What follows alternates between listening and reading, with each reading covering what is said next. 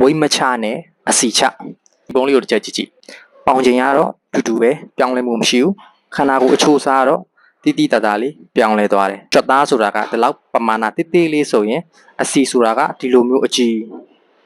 နှစ်ခုလုံးမှာကပေါင်ချိန်ကတော့အတူတူပဲဒါပေမဲ့အရွယ်အစားကခွာသွားတယ်လေ့ကျင့်ခန်းတွေလုပ်လိုက်တဲ့အခါမှာအစီရာခိုင်နှုန်းတွေနည်းသွားတဲ့အခါမှာ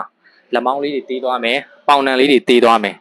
ဘိုက်လေးတွေရှက်သွားမယ်အင်ကြီးတွေကဝေးရတာခြောင်သွားတယ်ဆိုရင်ဒါကကျွန်တော်တို့အတွက်အနှစ်ပဲအဲ့အချိန်မှာကိုကပေါင်ချိန်တွေမကြဘူးပေါင်ချိန်တွေမပြောင်းလဲဘူးဆိုပြီးတော့စိုက်ကိုတွေဖြစ်မနေနဲ့တကယ်ပြောင်းလဲခြင်းမပြောင်းလဲခြင်းကိုသိကျင်နေဆိုရင်ဓာတ်ပုံလေးတွေရိုက်ထားပေးခန္ဓာကိုယ်အရှိရာဖြစ်ဖြစ်ဘေးရာဖြစ်ဖြစ်အနောက်ကပဲဖြစ်ဖြစ်အဲ့လိုလေးရိုက်ထားပေးပေါင်ချိန်ဆက်ကိုနေတိုင်းမတက်နဲ့တစ်လားတစ်ခါသို့မဟုတ်နှစ်လားတစ်ခါမှပဲပြန်ချိန်ကြည့်ပါပေါင်ချိန်ဆက်ဆိုတာကဘာမှသုံးစားမရတဲ့အရာလူတစ်ယောက်ကိုစိုက်ကိုဖြစ်စေတဲ့အရာနော်ဒီလောက်ဆိုရင်တော့နားလည်မယ်လို့ထင်တယ်အားလုံးပဲအဆင်ပြေကြပါစေ online PT gym PT သင်တန်းများကစားလို့ပါကပေါ်ပြပါဖုန်းနံပါတ်တွေကိုဆက်သွယ်မေးမြန်းလို့ရပါတယ်ကျွန်တော်ကတော့ personal trainer Michael KH ပါ